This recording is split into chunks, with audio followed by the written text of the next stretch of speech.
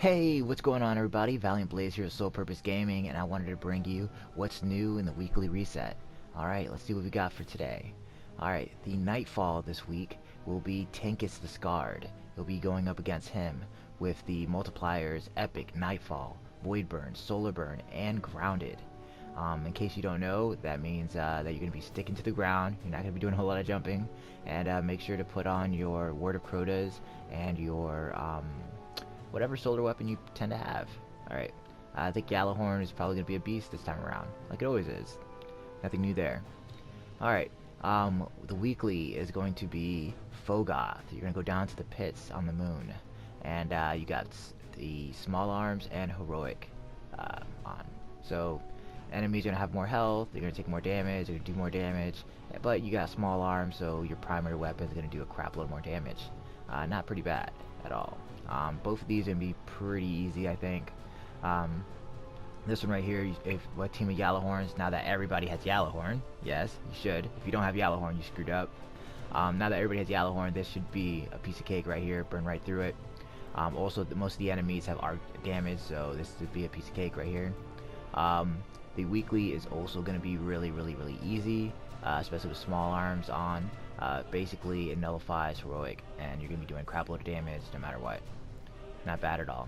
Alright, let's go ahead. It should also be noted that salvage is here for this week. Alright, and over in the Prison of Elders we have the 28, which is normal, nothing going on there.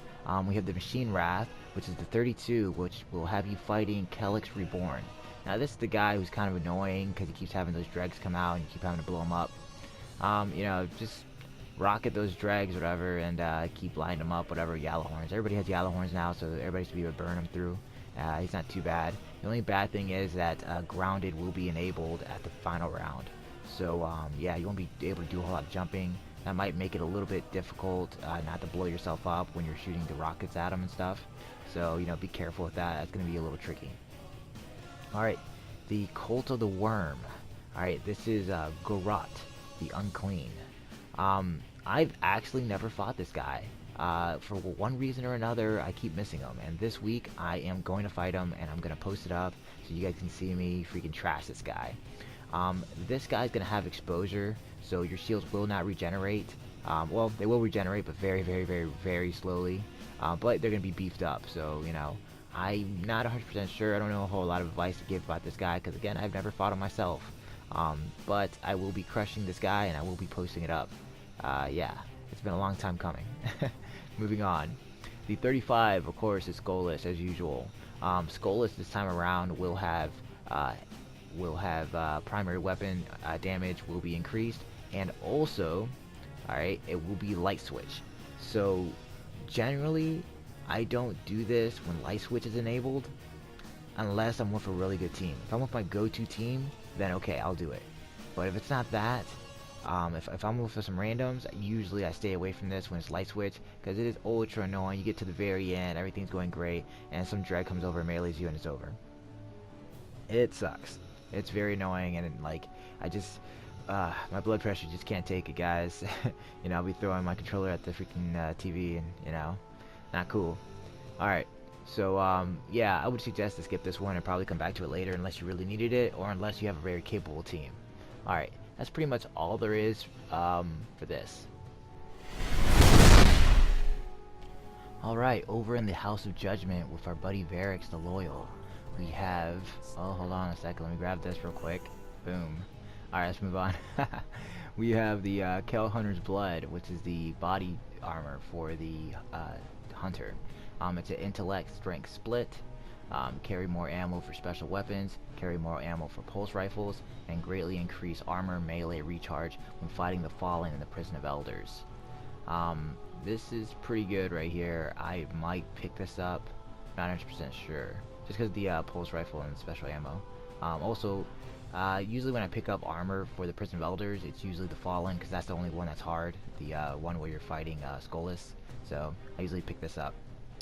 The 6th Dread Pride.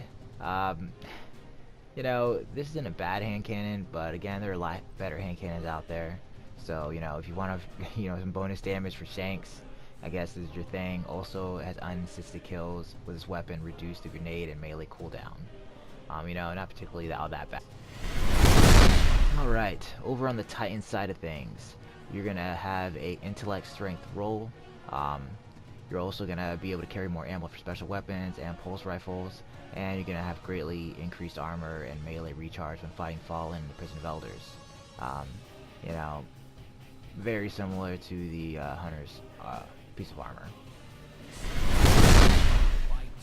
And finally, the Warlock. Alright, the Warlock is going to have the Kellbreaker's Cloak. It is a disciplined strength split, also carry more special ammo and pulse rifle ammo, and greatly increase armor and melee recharge when fighting the Fallen in the Prison of Elders. Alright, you know, it's been very similar, all three of these, as far as the perks go, been identical. They're all pretty good. Again, I stress fighting the Fallen when it comes to Prison of Elders, and I highly suggest you guys pick this up as well, because that's going to be the most frustrating of all the fights. Maybe not the most difficult, but definitely the most frustrating.